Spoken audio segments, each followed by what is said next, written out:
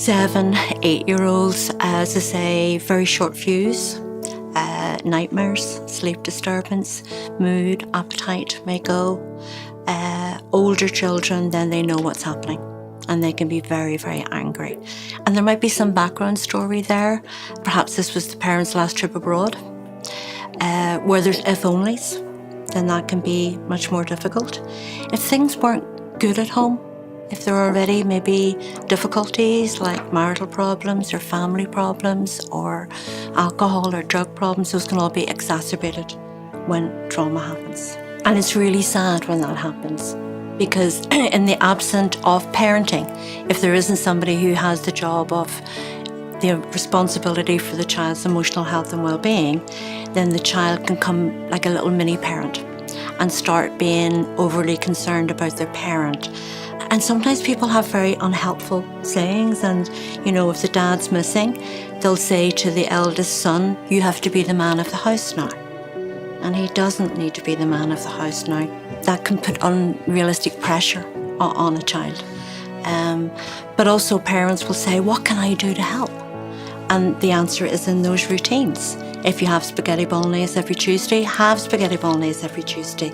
Stick to the routine. That's what you can do to help your child. Be normal, be ordinary, but answer their questions honestly. And if you don't know, it's okay. You don't know.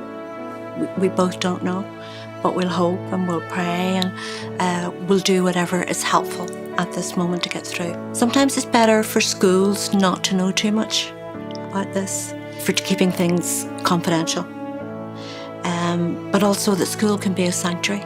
School can be somewhere you can go to during the midst of this nightmare, and no one asks, "How are you?" They just, "Here's your homework and here's your lesson," and it's normal. And that can be really, really helpful in coping, that they spend some of the day in a normal, ordinary environment, the same as everybody else, that they're not different. Once a child starts using puppets or Playmobil people or animals, then they forget about that and they start talking about the mummy did and the daddy did and the granny did and the baby did, and then they start telling their story. The work in trauma is processing that story. And with that processing of the story comes the emotions and the thoughts and the feelings around all of that, and dealing with all of that in a very holistic kind of a way.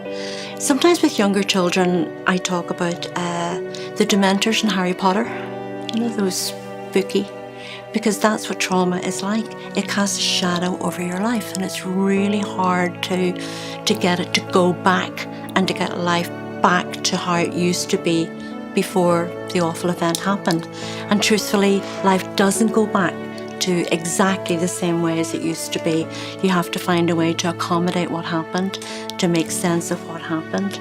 And we as adults, we are struggling to make sense of recent events in the world and why things are happening.